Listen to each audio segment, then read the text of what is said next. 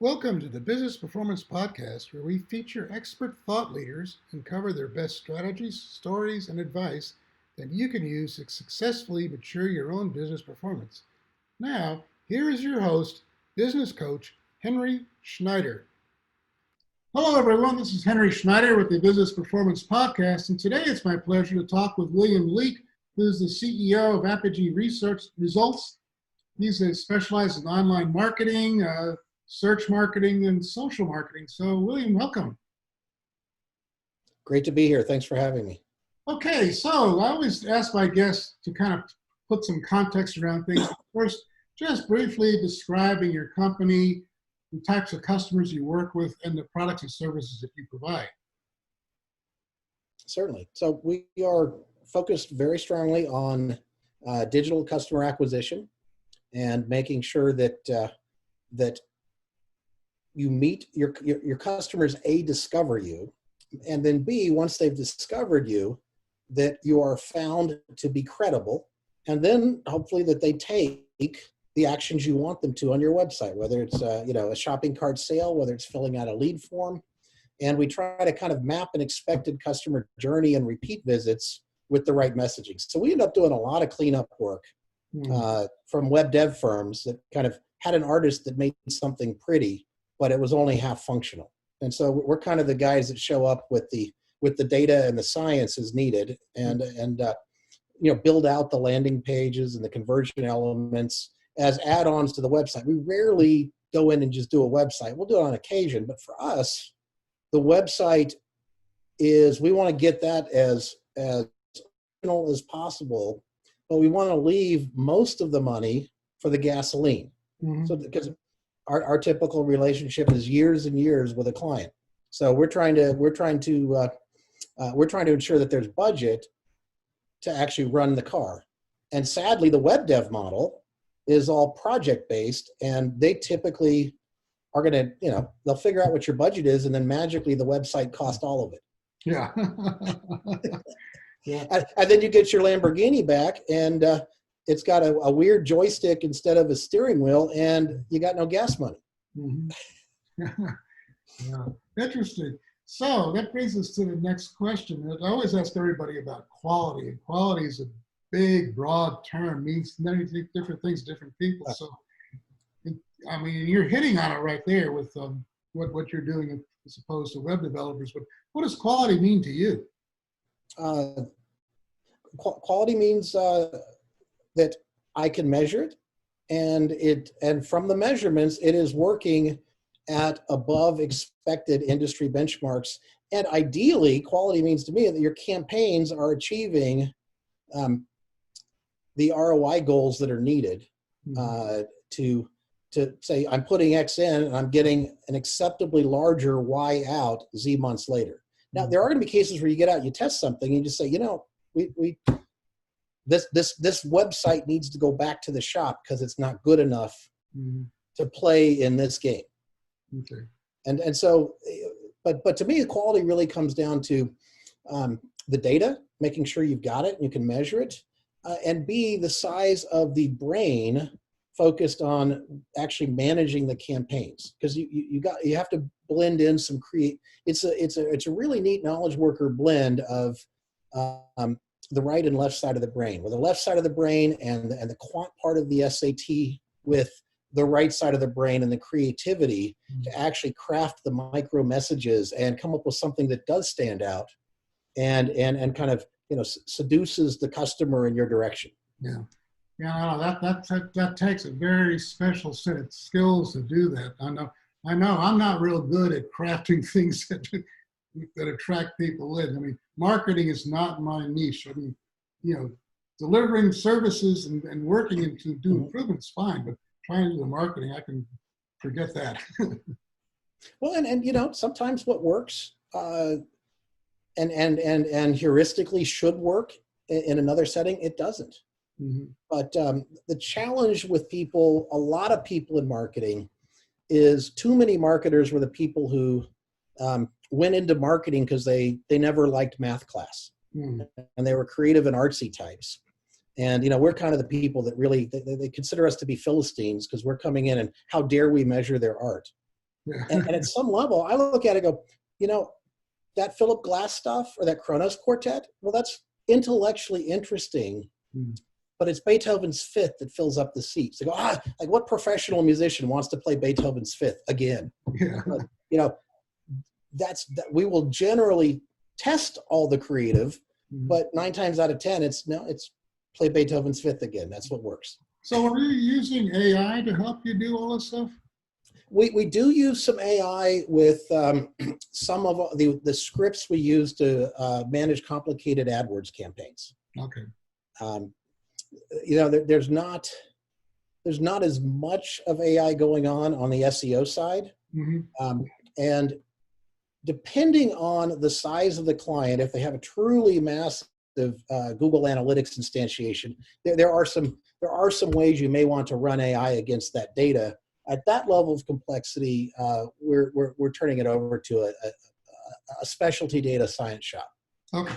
Yeah, because I have a couple of podcast guests who've been dealing with this. One is Lomit Patel from IMVU. He just published a book called Lean AI in March. And I don't know how much you know about that, but are you familiar with Eric Ries and the Lean Startup? I know him. He also, like me, was cursed to spend 4 years in New Haven as an undergrad. Okay. And we were in the same undergraduate organization, just not at Yale at the same time. So we have we've talked a few times, and we've got a loose connection. And at some point, I need to get off of my posterior and make it a strong one because I like his stuff. Yeah, it's really good. I mean, but anyhow, that's where he learned all the Lean Startup practices at IMVU, and now he's moved on and been doing consulting. But Lomit Patel is the chief, I guess, the VP of innovation there, and he's using it now to help market IMVU out there and decide what to offer to the customers to increase engagement. And there's another company called Nectar 9 out of San Francisco that's working with them too as well to try to pull all this together. So it's pretty cool that they're able to do this now from using Lean.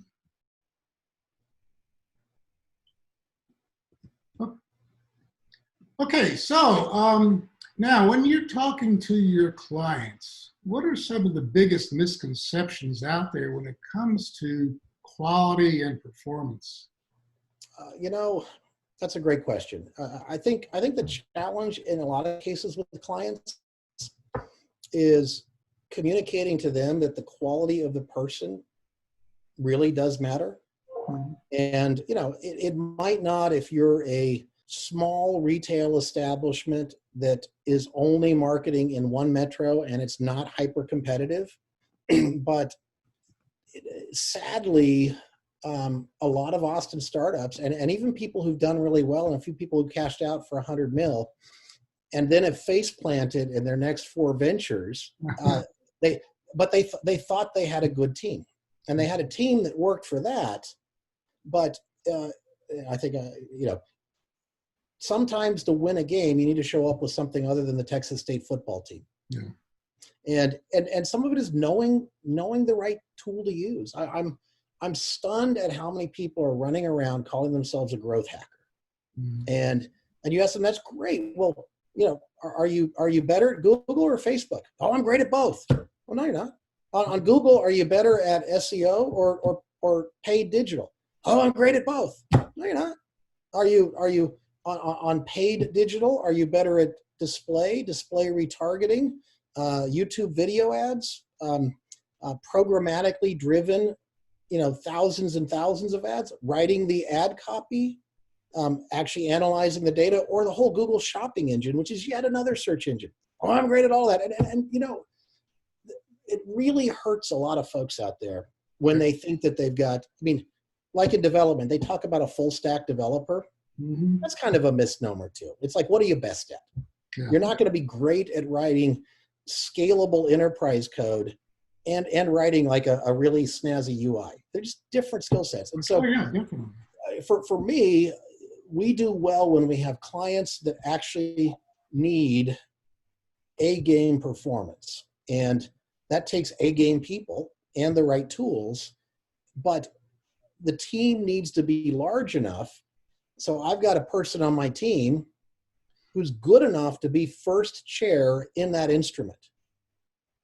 I know people who can play many instruments. I have yet to meet one who's first chair quality in 5. And the digital marketing landscape is now big enough that there are very, very, very different skill sets out there. Yeah.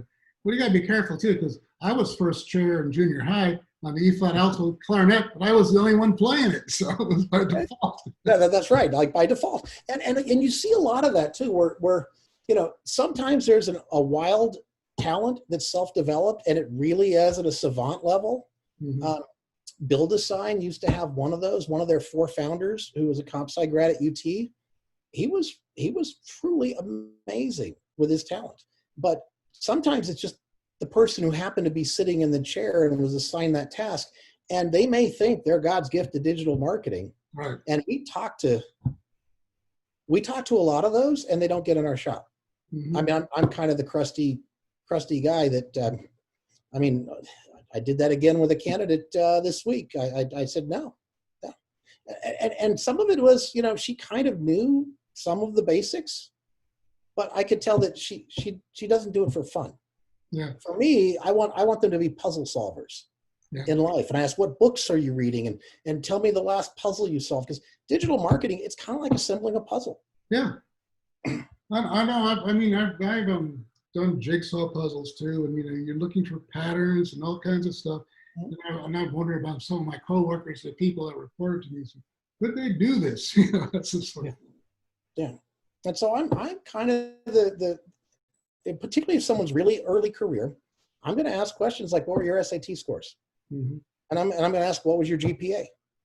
And they're loose, and there are inaccuracies all over it, but the SAT is a loose proxy for an IQ test. Mm-hmm. And it shows kind of the strength of math verbal, and GPA is a loose proxy for work ethic. Yeah. Yeah. It's amazing how many folks, are stunned that someone would ask them that question. Yeah. And then I love the answer. Oh, I don't remember. Then it must not have been very good.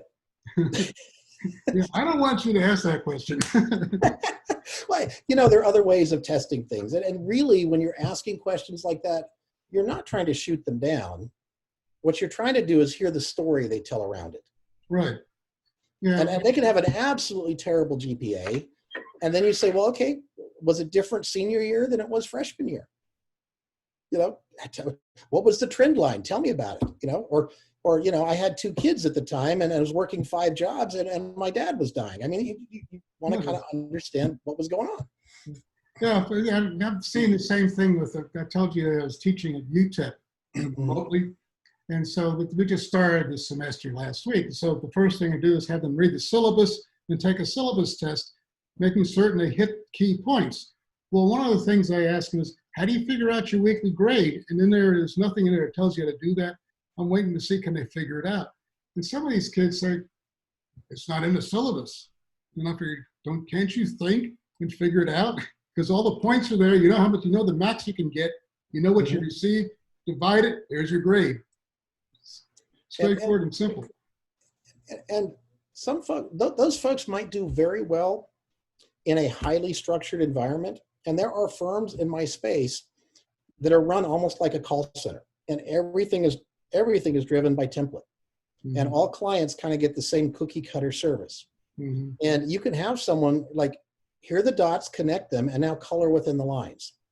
But that doesn't generally get you to A grade performance. And that kind of culture is not going to attract and retain knowledge workers, that high quality knowledge workers. Yeah, because those are the people too that, that say, well, it's not on my script, and they just keep reciting the script. You say, okay, let me speak to your supervisor. You just got to keep going up till you get to somebody who can actually think and problem solve.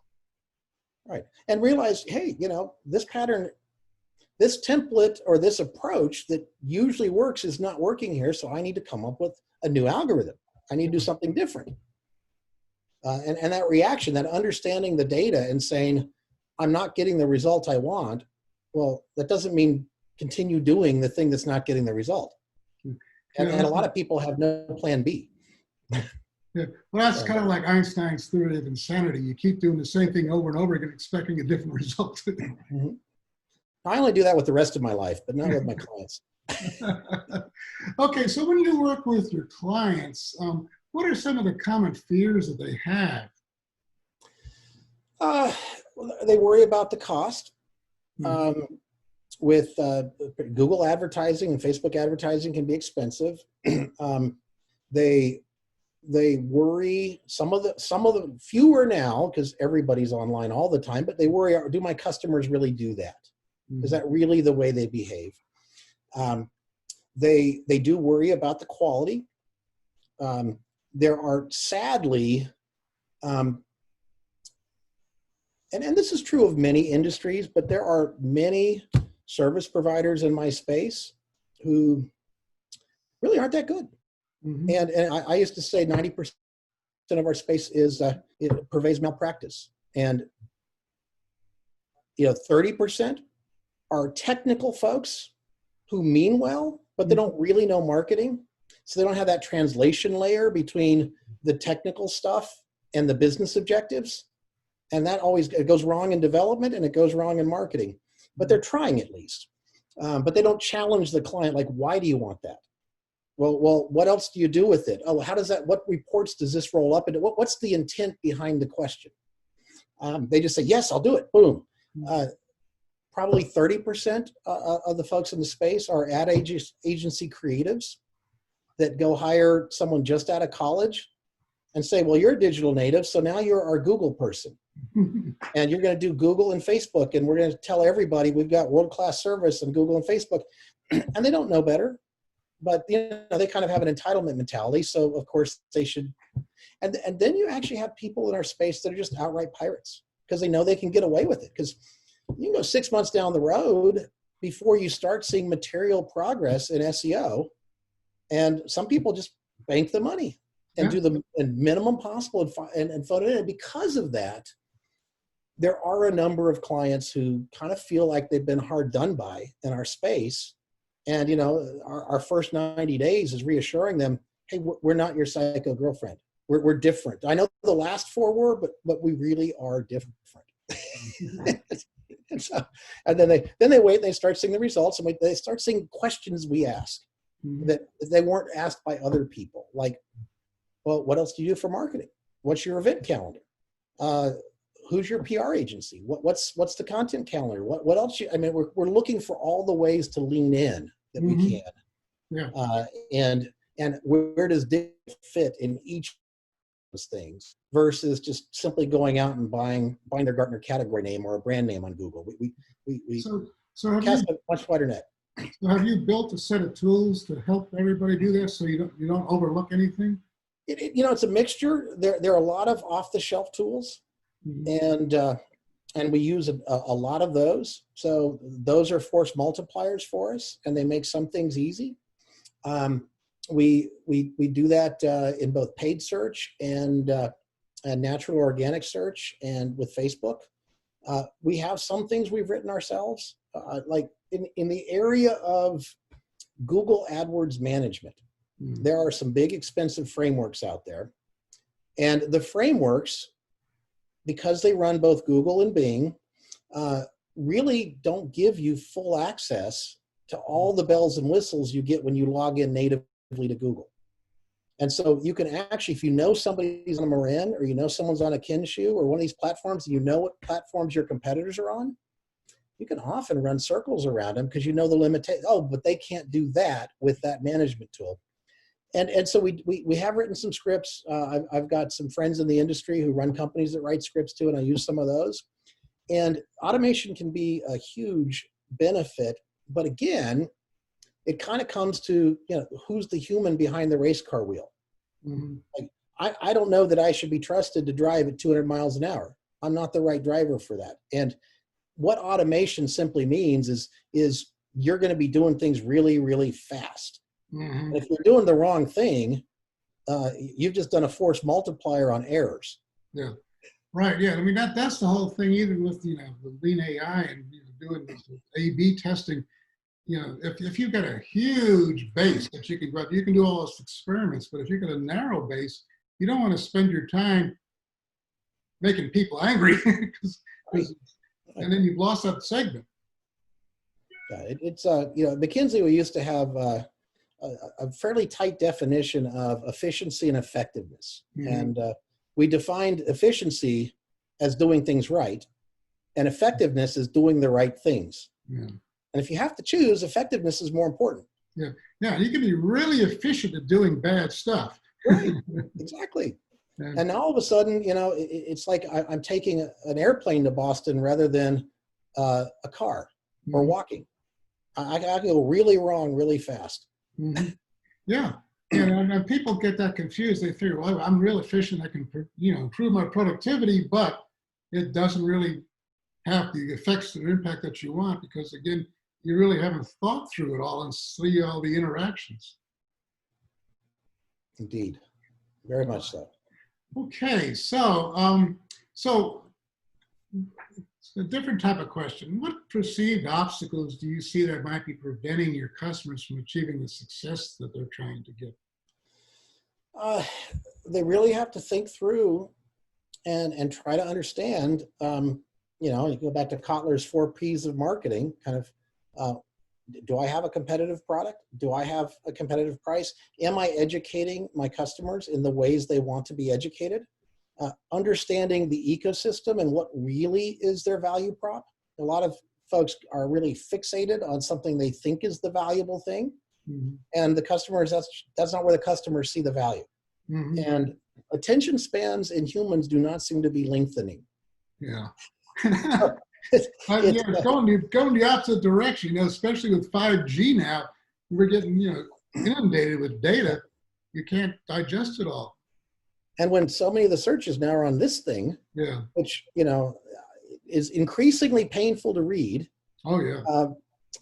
And people, they're not giving you a lot of chance to recover from a painful, bad first experience. Mm-hmm. Yeah. Yeah, you got one shot, basically. And if you blow it, you've lost that person, the customer. So, okay. So can you share a story here where you've helped somebody overcome these obstacles and be successful? Sure. We recently worked with a major retailer in the golf and tennis space, and they had been trapped by an ad agency that had graphic designed their website, and they had some kind of B players of digital, but these folks are competing against Dick's Sporting Goods and Amazon and Golf Town and Golf Galaxy, and you got to bring an A game. You got to bring an A game, and we were able to more than double their sales. We were able to get their Google rankings hugely up.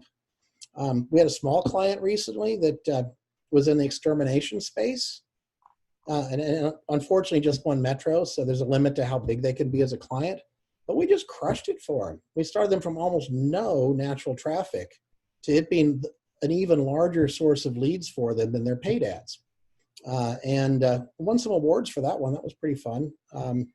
We helped an outfit in the medical malpractice insurance space.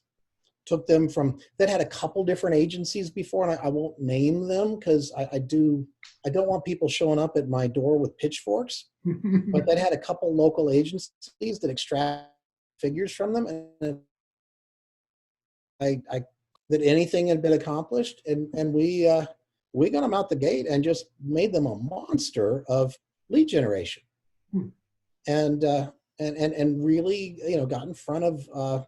And they went more for the small end, small medical practices. And we kind of tailored the messaging and the campaigns and really hit those folks with high converting landing pages and the right traffic. And, it's just fun to see that. I mean, there have been some micro businesses over the years that we started with them when it was, someone in a basement, and then we saw them grow through their first, ship station here locally. We started with those guys when they were 6 employees. Mm-hmm. And I introduced one of my friends to them who became their CEO. and now they're like at 300. And we've been with them the whole ride. And they just crush it digitally. It's phenomenal. Okay. So if you could distill all of that down to like 25 words or less, what would you say is the moral of the story? Hire excellent people, give them the right tools and loose guardrails, and stay mostly out of their way and let them do the magic. Okay, so here's another aspect, because I've been talking to a lot of entrepreneurs on the podcast, and one of the common themes that's coming out is there's all saying, I wish we had gotten marketing involved a lot sooner than we did. So how do you break through that with the entrepreneurial environment here, Right. get them to think about marketing from the early stages? That's a great question. And it's one that I try to do myself, but I don't sell it as a service. Mm-hmm. With the former McKinsey and former CMO background, I mean, I'm very passionate about that because you don't get a lot of shots at getting it right. And particularly in Austin, where historically it's getting better lately, but a company here gets massively outraised by the competitor doing the same thing in the Valley. Mm-hmm. So they kind of have several bites at the apple. In Austin, you kind of got to get it right. Yeah. And the part that we do, which is the customer acquisition piece or the digital presence piece, in Kotler's 4 Ps of marketing, it's the promotion piece. Mm-hmm. Now we're already slotted in as the place is direct internet channel, but we're promotion budget. Get me found by the right people. And so we don't control price and product. Now we give feedback on it, like this is probably not going to sell well because you're 2 times the going cost. Or I mean, we look at all that stuff, but we don't typically control it. And on the product side, and I get it because it's their baby, but a lot of technical founders build the product they want to build the way they want to build it for their perceived needs. Mm-hmm. And some of them actually are special snowflakes, and there are exactly 4 people in the world who want that product. Right. So getting out there with market research and other data, like I'm a really big fan, and I think I've seen it done only 4 times, of basically looking at all the questions you have as you're writing code and asking for each of them, whether it's SurveyMonkey or just mock up a PowerPoint, mm-hmm. How do we actually get a test market and do an A/B test or an A/B test and find, which of the one seems to be getting the engagement metrics I want, actual statistically significant potential user types, mm-hmm. rather than what most people do, which is they call in a UX expert who just uses heuristics. Mm-hmm. And it's a lot of these things actually are testable, and I'm hoping in the next decade we see a lot more actual data-driven, statistically valid testing in the product design process. Yeah, and I mean that's what Eric Ries learned the hard way, because he went down that road, built the greatest, slickest thing he could, and nobody wanted it. Couldn't figure out why. And it took him a long time to break through and be more humble and humility involved to listen to the customers. I screwed that up earlier in my career. I was president of a software company, and I got together with the technical founder CEO, and we wanted to build a configuration engine that we put the people through our website through that would basically, I mean, some of it was as a developer, so he would have preferred to not have many people and just like show up at the mailbox and get mailbox money. Yeah. And some of it was just like, how do we take a lot of the interaction out of the system? But you know what? You go from a 4-line form to a 3-line form, and you might 2x the response rates. Mm-hmm. This beast took our leads down to 0, mm-hmm. and then hundreds and hundreds a week. So mm-hmm. I learned very on that sometimes these bright ideas are just a death trap. Yeah. So you want to test it. So the whole landscape of marketing has changed over the last decade because of Google and all. So you can't do it the way you used to. So it's not going to stay this way much longer either. So what do you see? How do you see the change into the future in terms of marketing? Good question. Google, well, the great Google giveth and the great Google taketh away, just like Facebook, where, you can't do a lot of the things you could in Trump's election campaign in 2016. A lot of those things you can no longer do. Mm-hmm. Similar with Google. Both Google and Facebook generally don't want A players at their machine.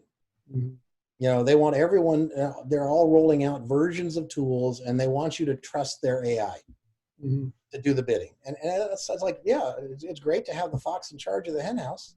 So we actually view a large part of what we are doing is standing in the gap, defending our clients against Google and Facebook. Mm-hmm. Their sales reps are always saying, more spend, more spend, more spend. And clients don't know. I mean, there are a lot of people who we compete against who try to pretend they have a special relationship with Google or Facebook. Oh yeah, we have Facebook reps that are going to help you with your account. Or, we got such a special relationship with Google that we've got Google reps. And the client goes, wow, I get Google reps? Well, that's not where Google's A players go. Mm-hmm. And they're tasked with increasing spend. And their recommendations always increase spend. Yeah. Yeah, you got to look at the conversion. You got to see, you spend that money. Is it coming down, or are you getting some at the end of the funnel? Right. Well, in Google's mind, you shouldn't look at it as a conversion thing as much. It's a branding thing. It's an early journey thing because it's a discovery engine, and that might work well if you're IBM and you have a lot of budget. But a lot of the smaller companies, they got to get the low-hanging fruit first. Right. And a lot of times the Google advice is, go up to put the ladder in and go get this cool stuff at the top of the tree. Yeah. Okay. All right. So now, can you talk about your what defining moment happened, or where did the light bulbs come on for you that this is where you wanted to be with your career? I'm not still kidding. I'm still not sure what I'm going to do when I grow up, so I'm working on that. But what came on for me is realizing that I enjoy working with A players. I wouldn't, I really like working with quality people who are intellectually curious and are puzzle solvers. And that's kind of the environment. I built the environment that I would be happy showing up to work in. I also realized our industry is such that it is distressingly easy to massively suck less than most of the people who claim they're doing what we do. There are other industries where it's really hard to suck less. In this one, any Joe can go out there and in 3 days walk around with a whole set of medals from Google that say that they're certified to go do anything. And sometimes people don't know that. I mean, yes, people should go through those certifications, but the more interesting question is when you're taking the test, what does Google want the answer to be? And what are the 4 or 5 cases that wouldn't be the right answer for a client? Yeah. So you're kind of having to think through more levels than most of the people who get it. These are not hard tests to pass.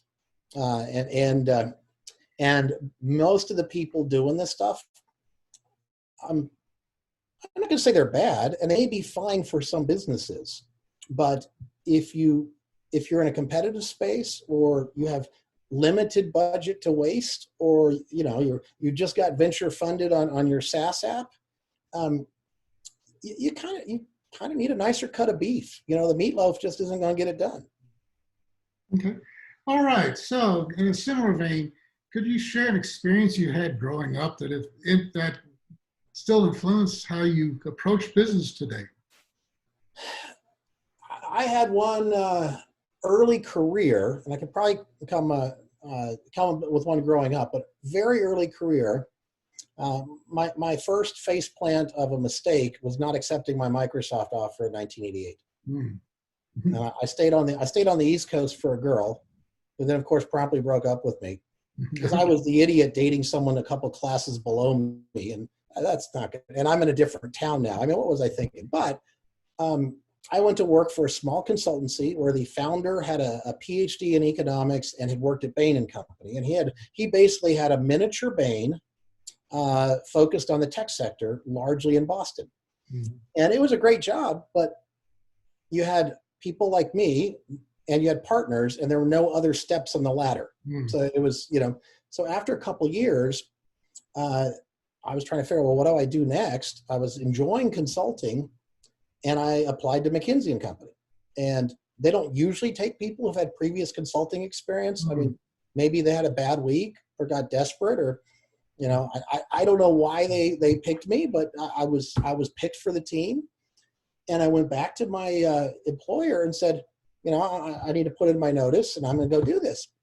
And they said, oh, that would put us in a really tough position.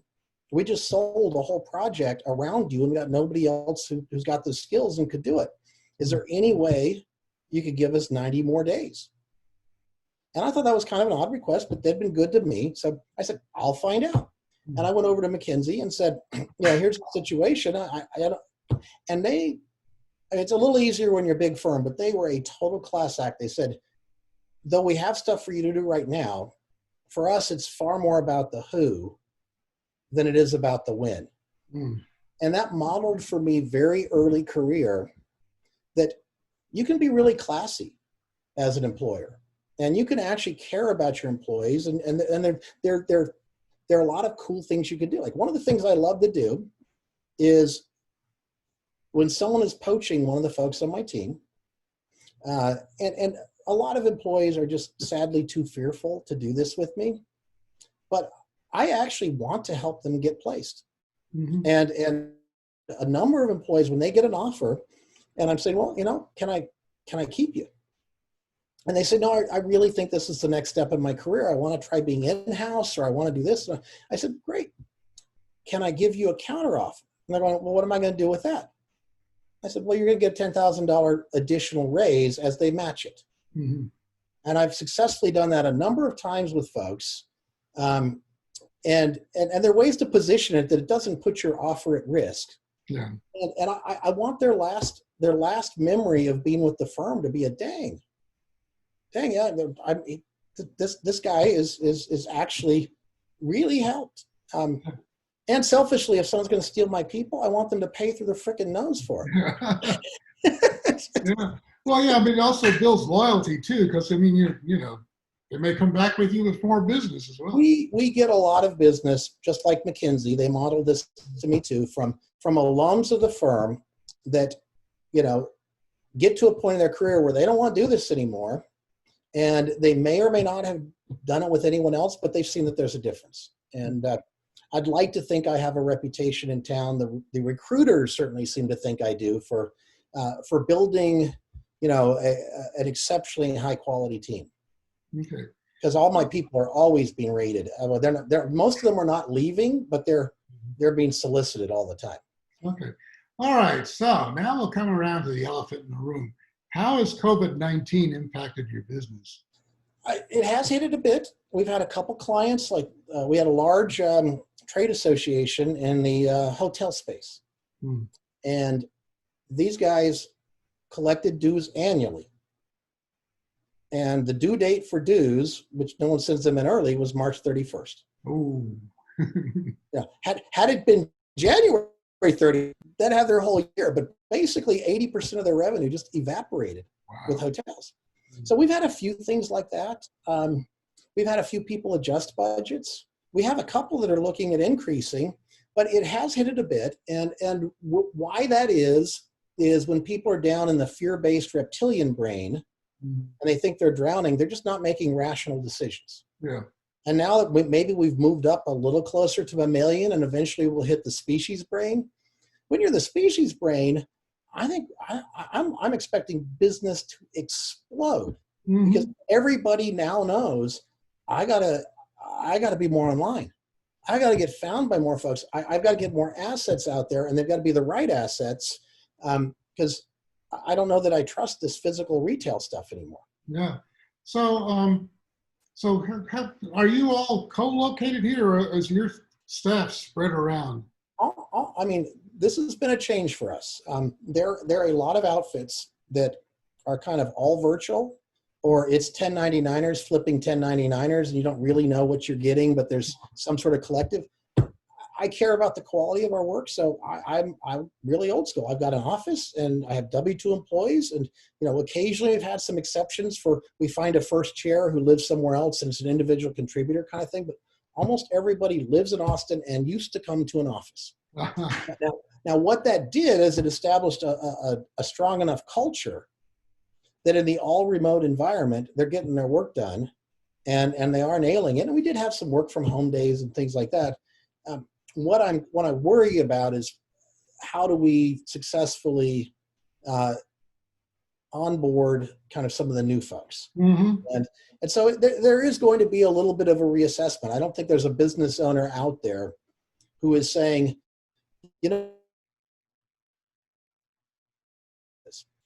so, most of us are thinking like, did I have more than I needed? And how do I be more efficient with my office space? Yeah. So now about with your office space, I know a lot of companies now, I've been hearing that they're saying, working remotely is working real well. Maybe you don't need all that square footage. Yeah. And are you thinking along those lines too? Yeah, I am thinking along those lines, and I'm thinking that that we may do a little bit more hoteling. We may have a lot more, like we're doing now, virtual meetings. We don't have that many clients that come visit us, mm-hmm. but having an office definitely used to help in recruiting folks, mm-hmm. or having an office that looked nice. Yeah. So, and we're in a building that has amenities like a gym and several other things. So, I don't know the answer to that. I certainly want to have the dollars go further. Mm-hmm. So what do you see in terms of interactions with communications? Has that changed between you and your people, or?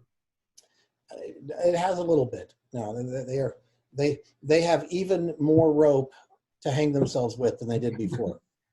And so far, nobody's hung themselves. Actually, that's a horrible thing to say, because people actually are very depressed out there in the world, and suicide rates crazy high up. But no, they've so far been, the numbers on the campaigns to me look good. Maybe they're happy. I'm really not a micromanager or a super meddling kind of boss, which is, I think, part of the reason I'm able to retain folks. Mm-hmm. Is I think they know I trust them. And at the end of the day, we've got the numbers to look at. Yeah. And, every month are the numbers up and to the right.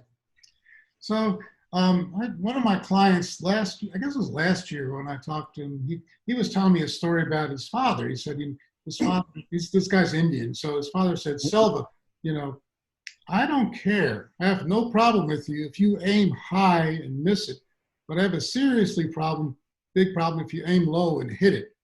So mm-hmm. he welcomes innovation, welcomes people to try things, and it's okay if you fail. So what's your attitude or position on that? We see a lot of that where, clients don't know what their performance should be, mm-hmm. and are happy with numbers that are far lower than they should be, because those numbers still look higher than in the traditional part of their business. And a lot of that happened in the early days of e-commerce too, where there were a bunch of e-com platform guys that went and signed large BPO deals with giant retailers, and then say, and you grew 15% last year. But we're like, well, the market grew 80. So it is important. I'm a big believer in context and baselining and kind of having reference sets to know, are they even the right metrics? Mm-hmm. Yeah. So one of the things I've been looking at here recently is the Inc. 5000 list. And some of those companies on there are like phenomenal growth, 60,000% growth, and just ridiculous numbers where they went probably from 2 people to 50 people over 3 years. So, okay. I mean, there are some tricks in that list, and a lot of marketing and advertising firms use those tricks. Mm-hmm. Far too many agencies are still pretending that the media buys are revenues. Like Enron did, or travel agencies, or realtors don't, but they can talk about the volume they're moving. So sometimes those big numbers are they have the media cost baked in. And the other trick is, if your goal is to be an Inc. 500 CEO, it's really easy to do. Mm-hmm. You start a new legal entity and you just start shoveling for the $20 million company you already have. You make the first and the second year $100K a piece. And then the next year, you have this new entity as a service provider back end to the other company you had. And then all of a sudden, boom, you're at 10. So, and I've seen people do that because they're just psychotically attached to, I want to be on that list. I want to be on that list. Yeah, it's a badge of honor. Okay, so as a CEO, what are your top 3 concerns or challenges that you are considering right now?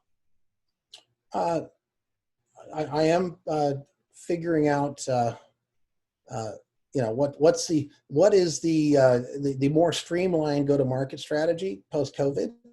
I'm always concerned about talent because there's just not enough of it. We go through so many resumes, and most of them are convinced they're God's gift to SEO or God's gift to analytics, they're God's gift to humanity. That's great. I'm sure they're a great person, but I can't let them near my clients. Mm-hmm. So you got to protect your brand. Yeah. So talent is a huge one. And then I kind of, I do, want to keep track of where are things going and what do we want to be? I may not want to be a full symphony orchestra. I may want to be a chamber orchestra. Maybe it makes more sense to focus on stuff. A few years ago, social advertising wasn't such a big thing.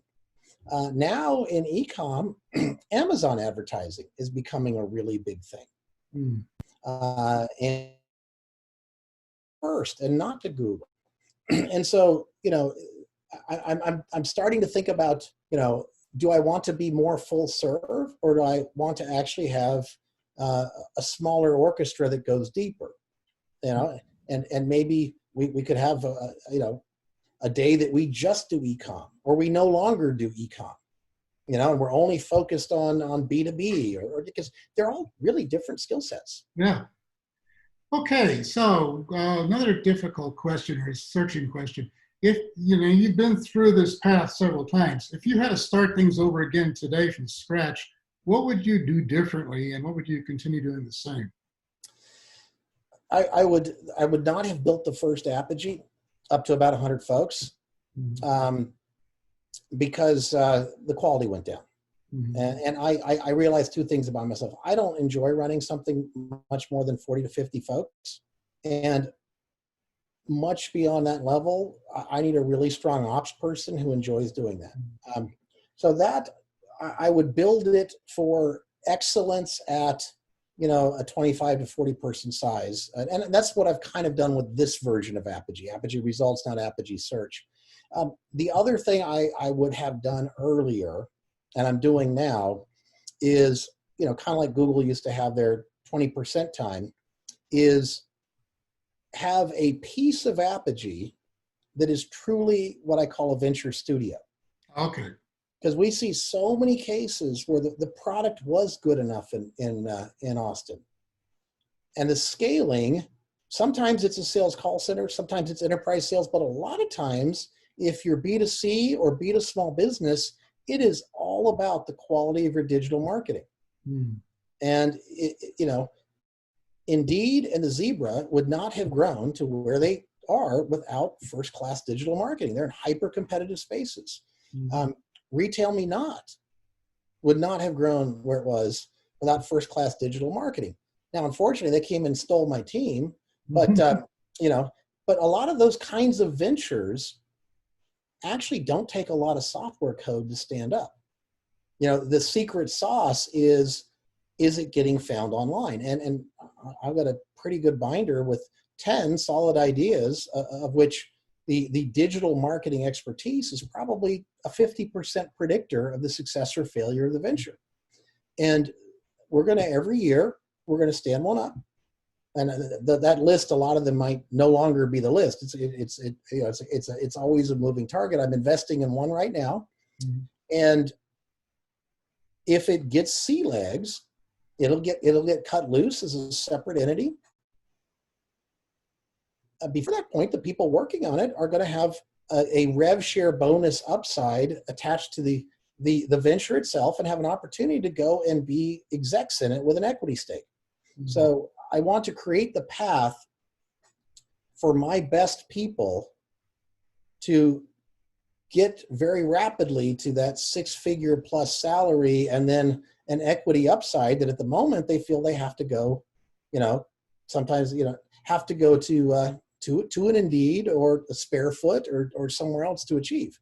It's like, well, the code is the easy part these days. I mean, back when we were in this, started in the space, the code might have been your first tranche of $4 million of VC. It all went to code. Yeah. And nowadays you can get a lot done for 40, 50K sometimes. Worst case, $250,000, but the code is, at least to get to minimum viable product, is far less risky. But the most important piece is how are you going to scale? Right. Yeah. And that's what I got. So I want to, and I'd open it up too. Like if people wanted to pitch the ideas to me, we might actually be willing to work on agreed rev share metrics plus an equity stake. Mm-hmm. Yeah. Yeah. So again, yeah, what you're getting at is, getting away from the cool technical glittery stuff and focusing on running the business and growing the business. Okay, so we're rapidly running out of time, William. So how can people get in touch with you if they want to learn more about you and Apogee? They can go to our website, Apogee Results, APOGEE results.com. It's kind of the highest point of an orbit. And the goal there is to it's not to mean we go around in circles and never get anywhere, which it could be interpreted that way, but we're trying to get to the highest point and we iterate. So we're never done. We're always learning and trying to iterate. You can hit me at my email, my last name, Leake, Leake, at apogeeresults.com. I'm pretty easy to find on LinkedIn or the socials. Well, not so much. I'm easy to find on Twitter, but I don't tweet. I'm maybe some morning I'll wake up and I'll have discovered that I've developed a bad case of narcissism and I'll be very tweety, but I'm not there yet. Okay, well, thank you so much. This has been great talking with you and hearing all your cool stories. So thank you very much for your time today. Oh, happy to do it. Thank you for having me. Thank you so much for tuning into this episode of the Business Performance Podcast with your business coach, Henry Schneider. For more episodes and business strategies, please visit welcome.ppqc.net/blog. That's www.welcome.ppqc.net/blog. And remember to subscribe so you can get the latest episodes. Thank you.